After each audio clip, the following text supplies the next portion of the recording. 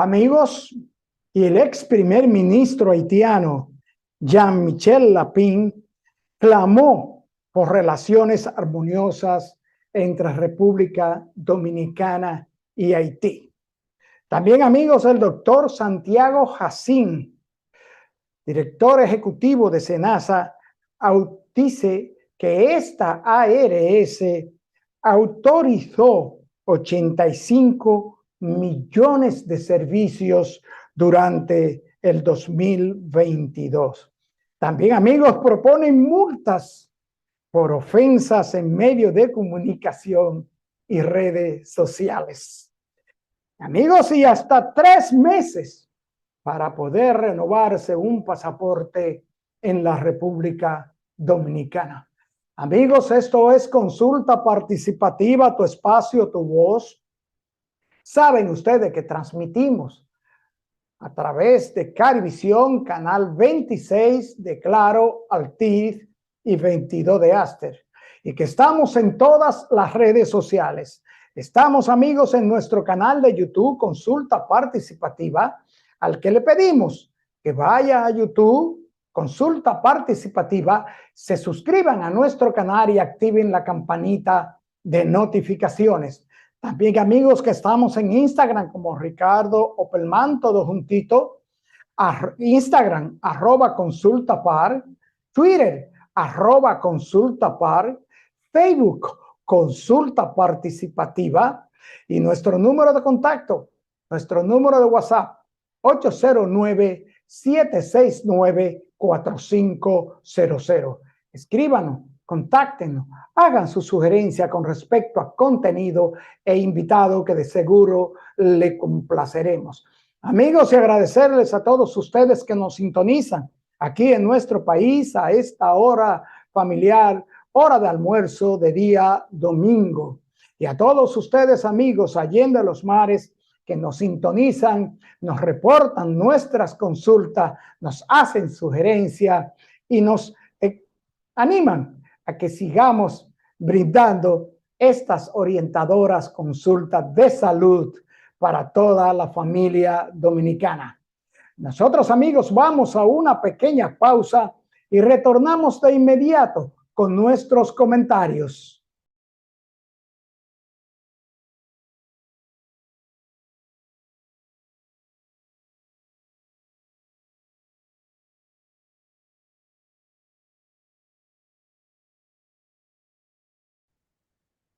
Amigos, y el ex primer ministro haitiano Jean-Michel Lapin abogó para que las relaciones entre los ciudadanos de la República Dominicana y Haití sean en convivencia, y externó la necesidad de que las autoridades de ambos pueblos trabajen el tema migratorio, así como que se establezcan políticas comerciales equilibradas.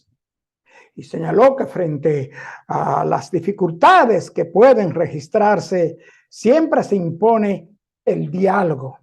Dijo que es necesario que los dos pueblos, a través de sus gobiernos, puedan entablar ese diálogo tan importante para ambas naciones. Y nosotros, amigos, nos preguntamos, ¿trabajar en el tema migratorio? ¿Cuántos años tienen las autoridades, la República Dominicana, trabajando en el tema migratorio con los hermanos haitianos? ¿Qué más se le puede exigir a las autoridades dominicanas para los hermanos haitianos? Tenemos ejemplo de que la salud para nuestros hermanos haitianos es gratis en la República Dominicana, independientemente de su estatus migratorio. Tenemos también, amigos, que la construcción, la mano de obra de la construcción en nuestro país está en más de un 80% en manos de los hermanos haitianos. El negocio informal, las pacas, nada más hay que ir a la Duarte. Amigos, haitianos vendiendo de todo, haitianos como guachimanes, como conserjes, como cuidadores en edificios, en torres, hermanos haitianos en todas las áreas laboral de la República Dominicana. Y en cuanto a la educación, por igual. Pero fundamentalmente, amigos, en la salud, tenemos que referirnos a las declaraciones en su momento del doctor Zenén Cava, presidente del Colegio Médico Dominicano, que entiende que la situación es producto de una mafia que opera en los dos países, señalando que las extranjeras haitianas que llegan aquí a demandar atención de parto y de salud, llegan porque son traídas, y es de conocimiento público de las autoridades, porque lo saben, y de toda la población, que existen carteles de mafia. Y para ser un poco más ríspido, señaló el doctor Cava en su momento, mafias haitianas que operan con sus pares de este lado, afirmó el galeno. Amigos, habrá mencionado el ex primer ministro haitiano, Michel Lapin o Lapin, como se pronuncia en francés, de estas mafias que operan en su país con apoyo de mafias que operan en nuestro país, que viven de la trata de seres humanos, en este caso, de hermanos haitianos, pero fundamentalmente, amigos, de mujeres parturientas que no pueden valerse por sí solas y cruzar una frontera a pie, que pagan cientos, si no miles de ghouls para que las transporten a nuestro país. Y todo el mundo lo sabe, aquí, allá. ¿Qué más puede hacerse con el comercio? Nada más hay que acercarse a la frontera para ver miles, por así decirlo, de camiones, cabezotas y furgones cargados de mercadería para llevar a la hermana República de Haití. Sabemos que no es gratis, pero ¿quiénes son los dueños del negocio? Y el combustible, vaya a ver los tanqueros parados y cruzando hacia Haití. ¿De quién es el negocio? ¿Quiénes apañan esto? ¿Se habrá referido a esto el ex primer ministro? Amigos, y el director ejecutivo del Seguro Nacional de Salud, SENASA, Santiago Jacín, del Servicio Nacional de Salud, SENASA, Santiago Jacín, informó que el pasado año a más de 45% de sus afiliados, es decir, 3.3 millones de los 7 millones con que cuenta esta ARS, se les autorizó más de 85 millones de servicios, lo que representó una inversión en salud de SENASA de 41.957 millones de pesos.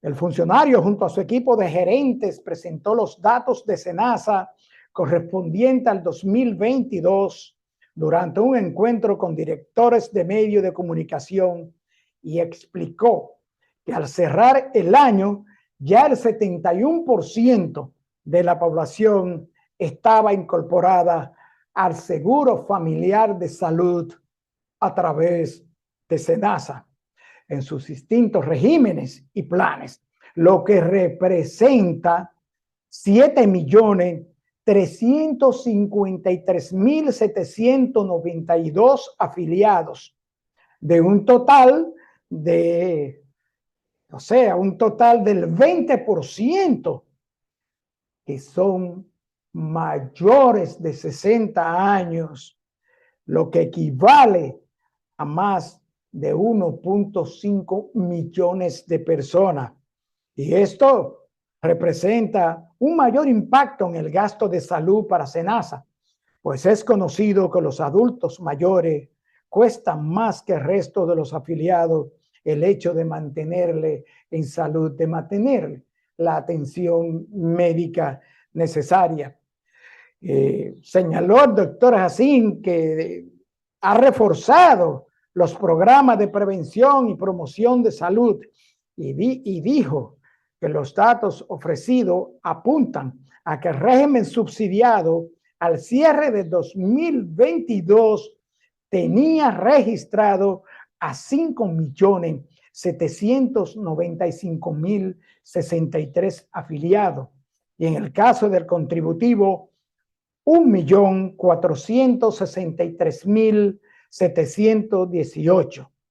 Los afiliados en plan de pensionado y planes especiales de salud cuentan 80.384, mientras que los pensionados y jubilados, entre otros planes, poseen una menor cantidad.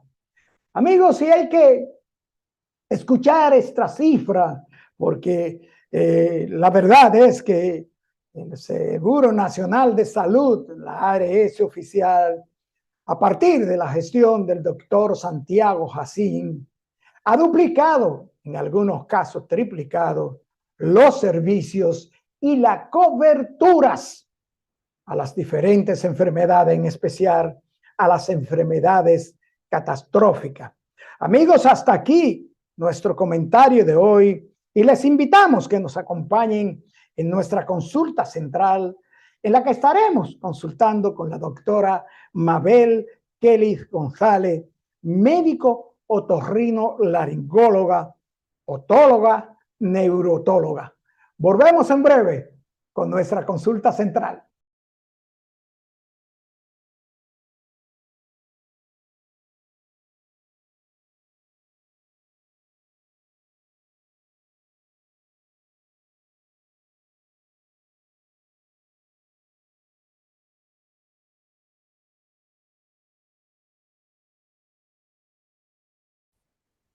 Bien, amigos televidentes, nos acompaña hoy en esta consulta la doctora Mabel Kelly González, una amiga prácticamente coproductora de estas consultas. Doctora, bienvenida a su casa, consulta participativa. Muchísimas gracias, Ricardo. Gracias por la invitación nuevamente y es un placer estar aquí con ustedes finalmente. Gracias, doctora. Y como dice la productora general del programa, con usted se engalana el set porque usted es una doctora de las doctoras bellas de este país. Amén, gracias, muchas gracias. Doctora, vamos a arrancar de una vez con esto que a los padres preocupa y a los abuelos también, porque yo soy un abuelo empedernido. Doctora, la relación nariz, boca, oído. Explíquenos esa relación in extenso, doctora. Mira, todo eso, como dicen en un lenguaje llano, se conecta, se comunica, ¿ok? La nariz no es para arriba, sino para posterior. Entonces, ella termina, si uno baja un poquito, detrás de la orofaringe, detrás de la campanita, por decirlo así, en la pared posterior. Entonces, todo eso se conecta. De repente, si tenemos mucha secreción, puede bajar hacia la boca, si es mucha cantidad. Y hay un canal que se llama trompa de Eustaquio, que es un canal músculo cartilaginoso que comunica la nariz con los oídos. Entonces, si hay mucha congestión, si no hay buena ventilación nasal, el oído no ventila de forma adecuada porque ese canal es que hace que él drene, ventile, entonces todo, o sea, todo tiene relación. Sucede algo aquí, podemos tener consecuencias en los oídos, tenemos algo aquí, podemos tener un dolor referido aquí, o sea, todo se comunica y todo se explica. Cada caso es un caso individual. O sea, dependiendo de la patología, de lo que tenga el paciente, podemos explicar por qué un paciente tiene algo aquí, de repente siente algo aquí, pero sí todo se relaciona. Claro que sí. O sea, doctora, que una infección, por así decirlo, en un oído puede ser que comprometa también el sistema nasal e inclusive bucal. Depende. Si hablamos de una infección de oído medio, porque el oído lo dividimos en externo, medio e interno. Si hablamos de una infección de oído medio, es muy, o sea, la causa probablemente fue la nariz. De tanta congestión y secreción, el moco acabó yendo al oído medio. Entonces causa un dolor de oído, el paciente va por dolor de oído diagnosticado con una otitis media. Entonces uno lo trata, pero también tiene que tratar la nariz para ayudar a drenar y ayudar a volver a restaurar esa función normal de los oídos. Pero si tenemos una infección de oído externo, ya o sea, por delante del tímpano, ahí no hay relación directa con lo que es la nariz, la nasofaringe, por decirlo así. Y no solamente con lo que es nariz, oído y garganta. Una otitis media puede llegar a causar una meningitis. Es una de las complicaciones más severas. O sea, si hay una comunicación interna, una otitis que no se trató, de repente es un paciente inmunocomprometido, hay una comunicación, una falla ósea en lo que llamamos el techo del el oído medio, esa infección puede llegar al cerebro, por decirlo así, causar una meningitis. Y esos son casos más severos, pero puede suceder. O sea, doctora, usted le está diciendo a los amigos de consulta participativa que una infección pudiera provocar una meningitis. ¿Es esto de parte de lo que estudia la neurotología? Sí, una infección de oído medio no tratada adecuadamente y una sinusitis que se puede complicar, principalmente la infección de oído medio, que es lo que estamos conversando ahora mismo, si no se trata de forma adecuada. Y claro, se tienen que dar otros factores asociados, como le dije, de repente una falla ósea o de repente un paciente inmunocomprometido. Esto sí puede causar una meningitis. Se han visto casos y realmente es asustador. Por eso es bueno siempre tratarlo con un especialista, o sea, lo que le funcione al vecino no es lo que le va a funcionar a usted. De repente ese no es el antibiótico adecuado para el tipo de bacteria o infección que usted tiene. Entonces, siempre desde el principio, tratarlo con un especialista. Doctora, tenemos muchas inquietudes de madres y de padres, muchas preguntas para usted. Es, no sabía realmente que los problemas nasales influyen tanto en el estado de ánimo, la salud del bebé, el comportamiento, las reacciones del bebé. ¿Cuáles son, doctora, los problemas nasales más comunes en la edad de 6 meses a año y medio? El aumento de tamaño de las adenoides. Las adenoides son un tejido que se encuentran en la rinofaringe, que es la parte posterior donde termina la nariz, por decirlo así. Aquí tenemos las adenoides. Es muy común en los niños pequeños, ya que también el espacio de ellos es pequeño. Al tener procesos virales, están creando inmunidad de estos niños, o sea, con facilidad, como dicen por ahí, cogen cualquier gripecita y este proceso viral o bacteriano aumenta de tamaño este tejido causando una obstrucción. Entonces, lo que más vemos en esos niños pequeños, o sea, te dicen, es que es un roco, eso es una congestión constante, siempre hay secreción. Y entonces esto interrumpe el sueño adecuado, el descanso necesario, porque asociado a esa congestión es un niño que se ve obligado a respirar por la boca no tiene el filtro necesario. Son niños que durante el sueño hacen pausas, como buscando aire. Entonces, cuando hacen estas pequeñas pausas, tienen estos despertares, que es una interrupción del sueño como tal. Entonces, se levantan como si no descansaron nada. Entonces, durante el día no tienen el mismo rendimiento, tienen una irritabilidad más a flor de piel, por lo general son hiperactivos. O sea, pudiéramos asociar obstrucción nasal con hiperactividad en los niños pequeños. Doctora, tengo una amiga televidente que dice que su niño de 1 año y 2 meses tenía adenoides, y pero como que esto se fue desarrollando, no entiendo bien la pregunta, y que el niño llegó a cuarteársele los labios y la lengüita de la resequedad porque tenía que respirar constantemente con la boca. Sí, claro. Como le dije anteriormente, la boca no tiene el filtro, o sea, los pelitos que tenemos en la nariz, todo eso funciona para algo, o sea, eso calienta el aire que entra, filtra el aire que entra, pero si entra por la boca, entra así mismito, frío, caliente, con todas las impurezas, y realmente hace que se resequen los labios, la boquita. Por lo general, yo siempre le pregunto a los padres, ¿el niño le pide agua cuando se levanta? Ay, sí. Agua, porque sienten la boquita seca. O sea, eso quiere decir que durmieron su noche con su boquita abierta. Y por lo general, muchos duermen con un abanico que le da en la misma cara o un aire acondicionado y este aire reseca bastante lo que es la mucosa oral. Y varios hasta tienen dolor de garganta. Y no necesariamente tienen una infección como tal de la garganta, sino irritación por estar tanto tiempo con la boquita abierta respirando ese aire. Doctora, ¿puede ser que el adenoide desaparezca por sí solo?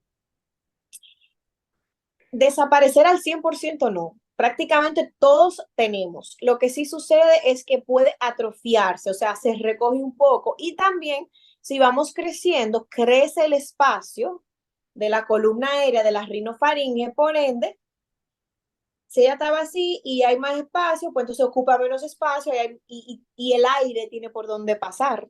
Eh, pero de desaparecer de la nada, no, la estructura se queda ahí, lo que hace es que se atrofia, o sea, se recoge, se encoge de tamaño, por decirlo así, pero esto es muy raro que suceda si es un paciente que tiene una predisposición alérgica, que está constantemente con un virus, constantemente con gripe, secreciones, no va a suceder. Entonces, estos son los pacientes que si se someten a un tratamiento clínico y el tratamiento clínico no es satisfactorio, entonces hay que pensamos en algo más invasivo como es cirugía, por ejemplo, para ayudar entonces a quitar ese exceso de adenoides y volver a que haya una función nasal normal, por decirlo así. Pero la cirugía no quita las alergias, eso me gusta dejarlo claro, porque a veces se opera el paciente, doctora, pero el niño estornuda igual, todavía le da gripe, o sea, claro. Ahora, mejora la función del niño, mejora la respiración, mejora que el tratamiento penetre mejor, por decirlo así. Doctora, adenoide, pólipos nasales. Son diferentes. Son dos Explíqueme cosas. eso. Sí. La poliposis nasal, vamos a definirlo para que se entienda así en un lenguaje más popular, como una degeneración de la mucosa nasal.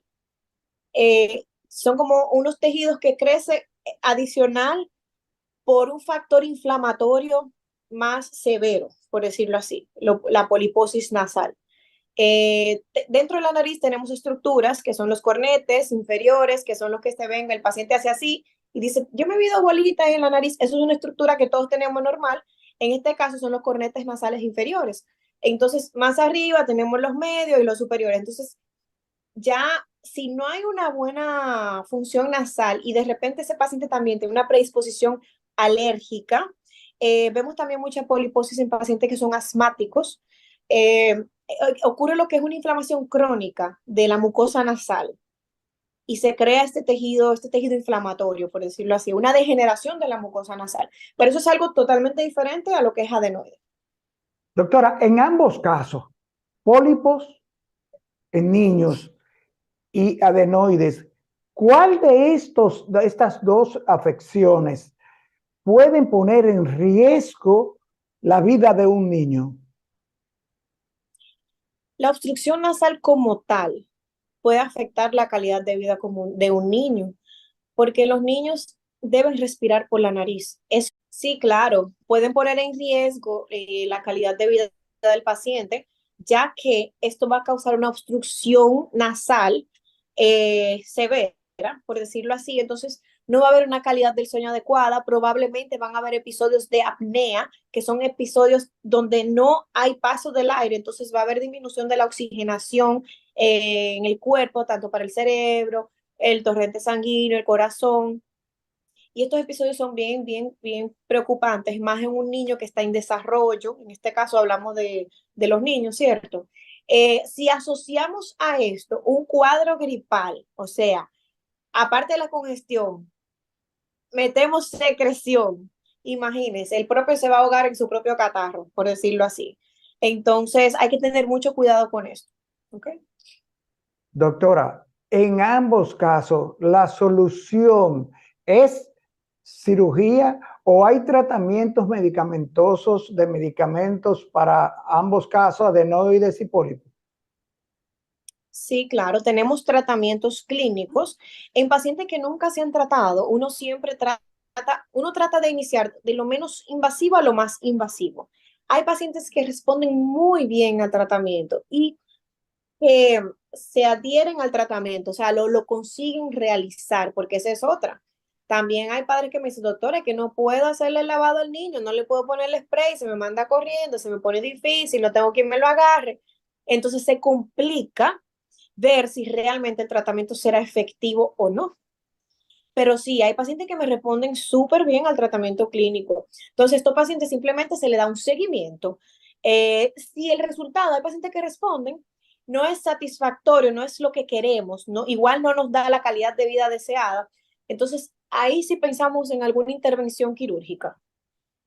¿Ok? Doctora, tenemos dentro de los problemas nasales, tenemos la sinusitis, tenemos las obstrucciones nasales, estábamos hablando de adenoides y de pólipos, masa nasal, pero el ronquido, doctora, ¿es producto del problema nasal o los ronquidos tienen que ver con problemas de la amígdalas? Ambos.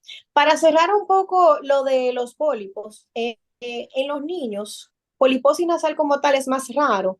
Uno ve más una degeneración de los cornetes, al menos que haya un pólipo antrocoanal, que es otro tipo de patología, que en algunos casos se consideran congénitos. Eh, Quise dejar eso un poquito claro. Ya en los adultos sí vemos lo que es la poliposis nasal, porque hay más tiempo de que una enfermedad sea más crónica, o sea, sea más crónica. Hay tiempo que progrese la enfermedad, por decirlo así. Y respondiendo a lo que usted preguntó, los ronquidos no necesariamente solamente se deban a obstrucción nasal. Un aumento de las adenoides también puede causar un bloqueo a nivel de orofaringe. Una base de lengua proeminente, o sea, una base de lengua alta. Entonces, cuando el niño se acuesta, ¡pa! Esa base de lengua obstruye parte de la columna aérea y ahí eso causa ronquido. El sobrepeso, también es importante mencionarlo. El sobrepeso puede también ser una causa de los ronquidos. De repente evaluamos el paciente, tiene una función nasal razonable, unas adenoides pequeñas y el papá dice que ronca muchísimo y tú le ves que tiene un sobrepeso. Entonces hay que mandar un régimen alimenticio, ejercicios, todo eso. Entonces no solo obstrucción nasal es sinónimo de ronquido, puede haber otros factores asociados. ¿Ok? Doctora, tratamientos para los ronquidos en niños y los famosos lavados nasales. Esto, después de la pausa, doctora.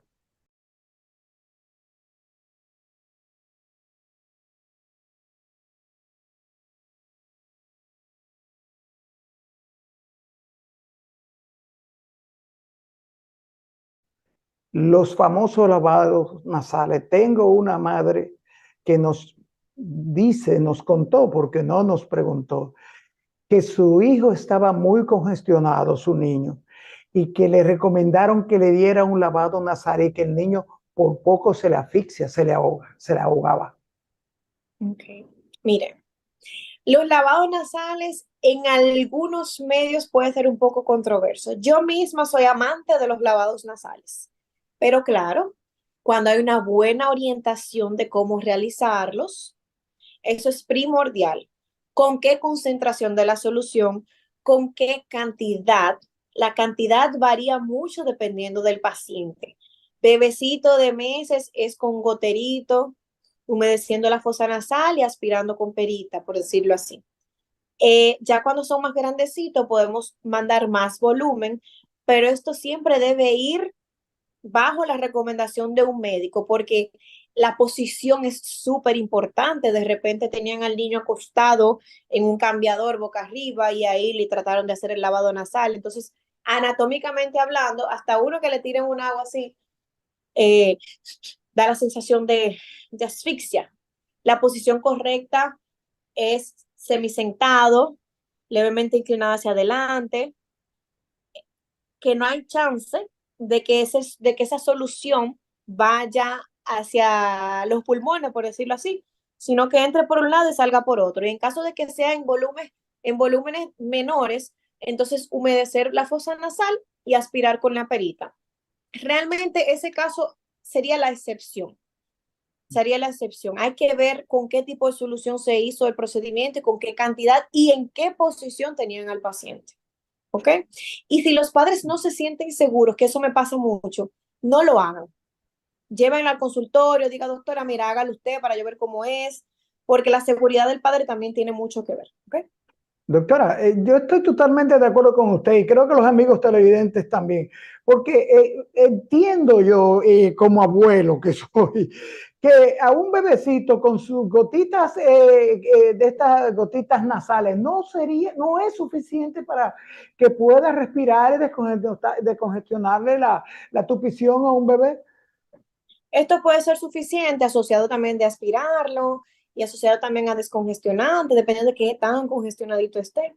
Y en caso de que esto no sea suficiente, bueno, pues ahí es que se acude al especialista y de repente uno puede hacer un lavado ya más profesional en consultorio para aliviar al paciente en ese momento. Pero los lavados Doctor, nasales yo sí los recomiendo mucho en casa bajo una buena orientación. Doctora, siguiendo con los niños, los trastornos de garganta en los niños. ¿Cuál agresivo, cuál perjudicial son para la salud general del niño problemas de garganta? Mira, cuando tenemos infecciones recurrentes de la garganta, una de las cosas que preocupa bastante es el uso repetitivo de antibióticos.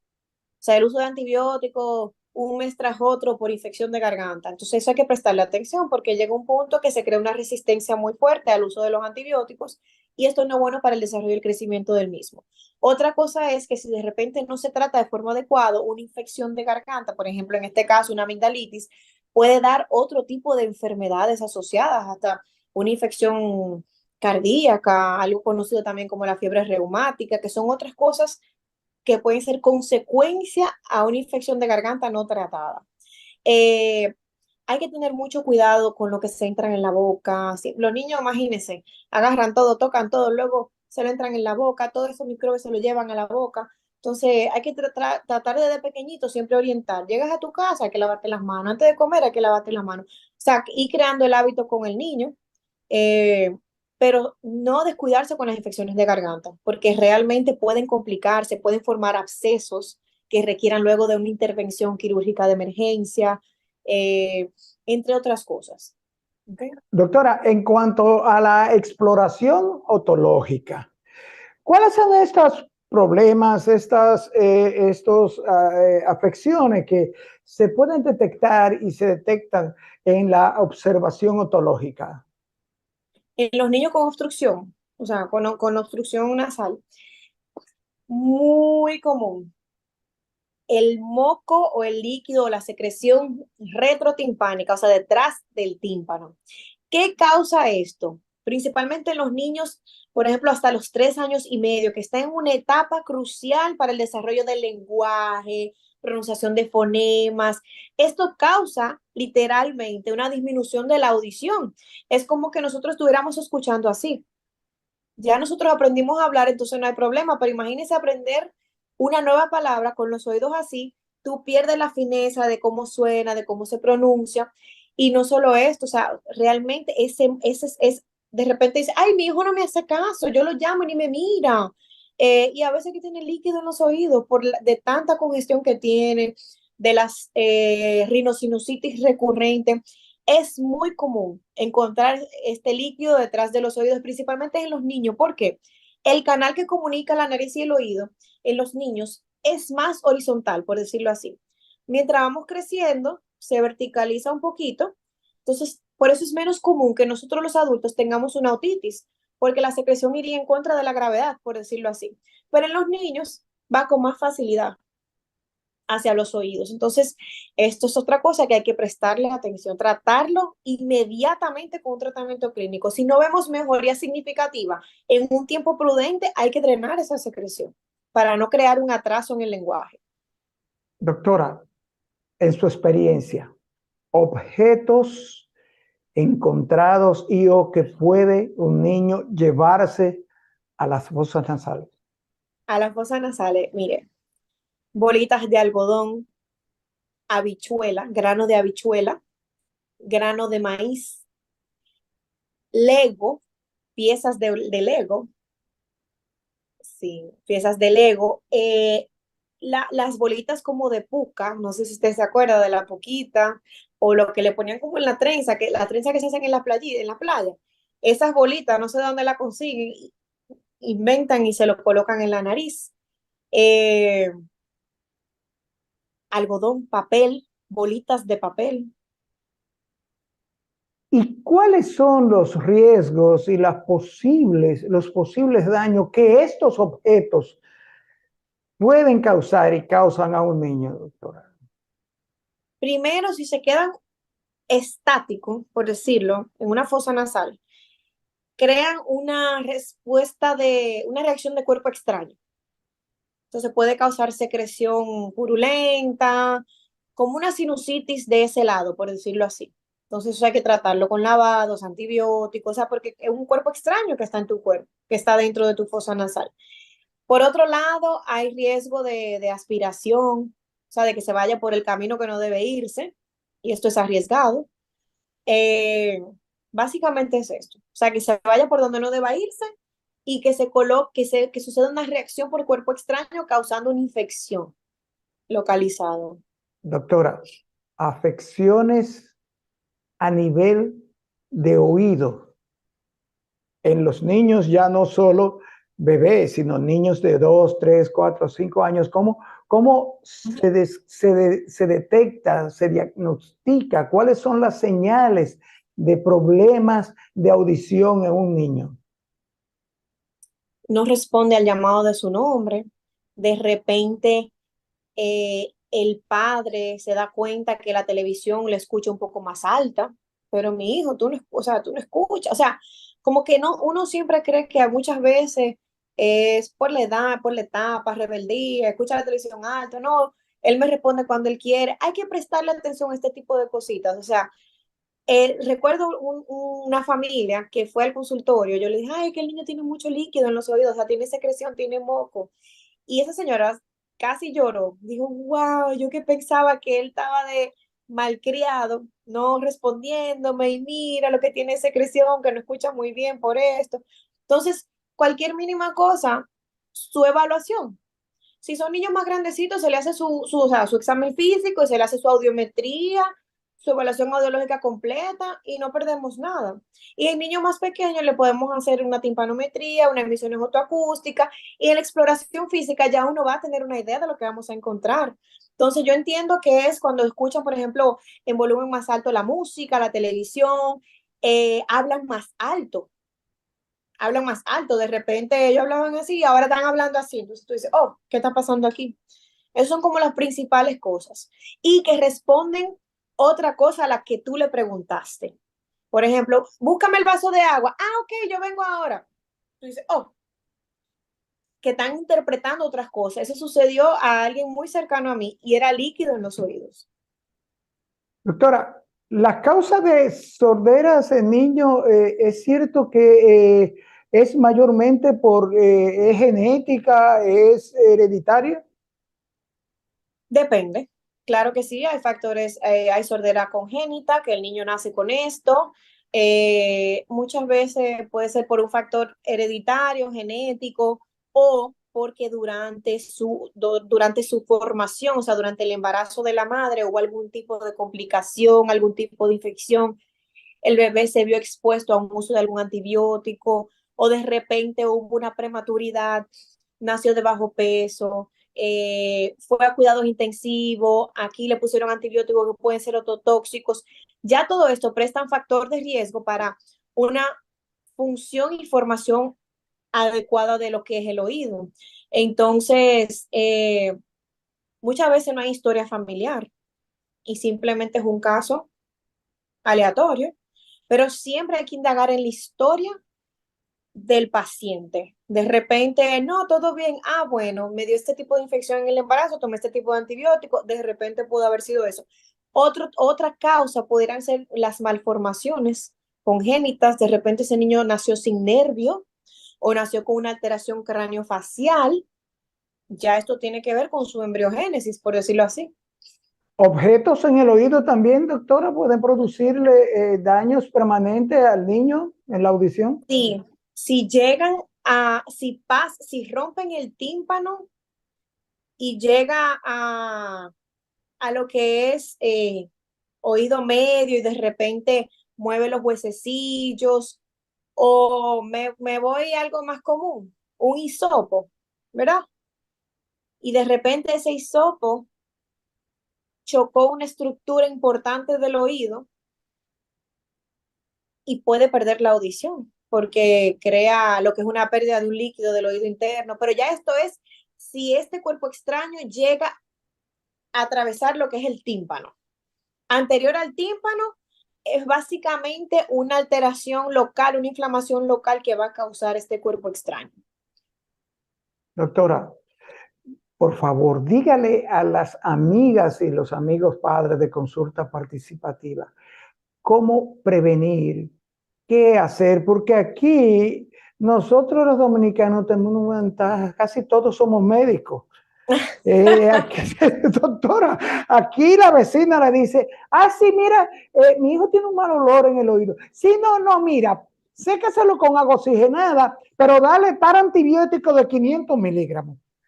Oriente a las madres y a los padres de consulta participativa, doctora.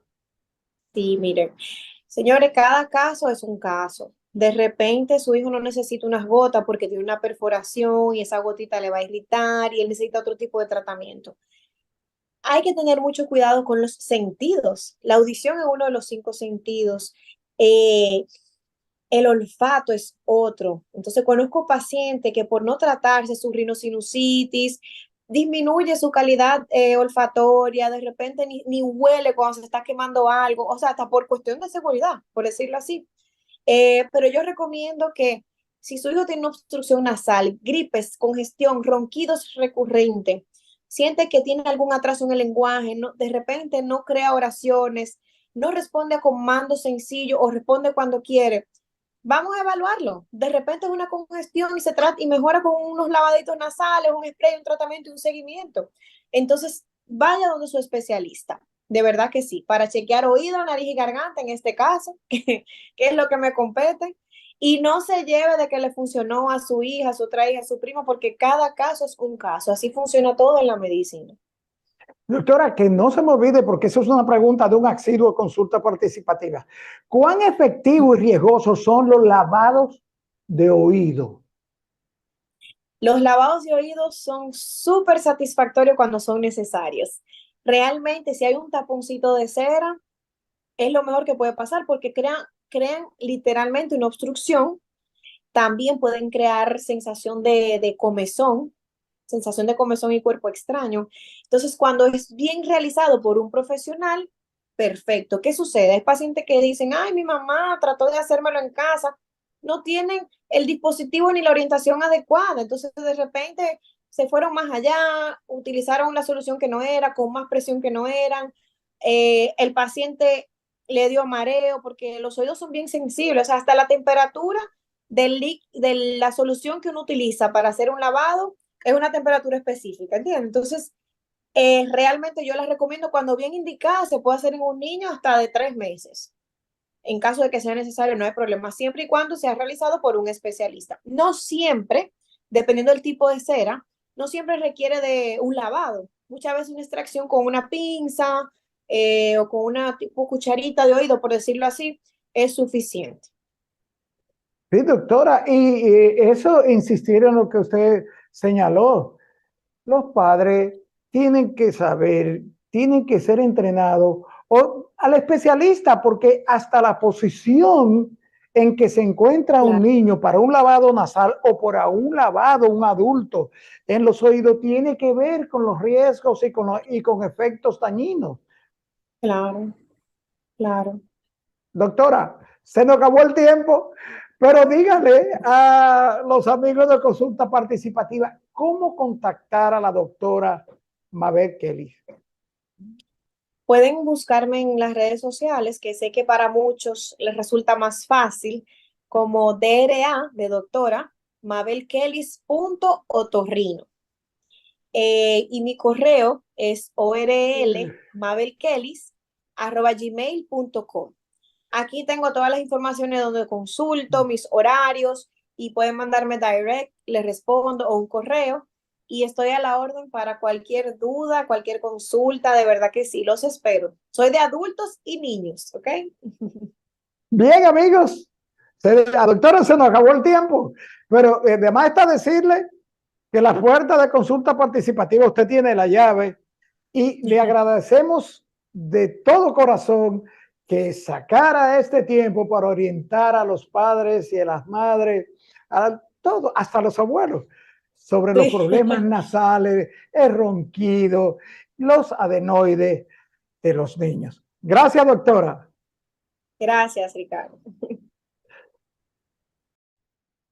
Bien, amigos televidentes, después de esta interesantísima e importante consulta con la doctora Mabel Kelly González, otorrino, laringóloga, neurootóloga, donde tratamos temas que tienen que ver con la salud, nariz, ojos, boca, oído de los niños principalmente.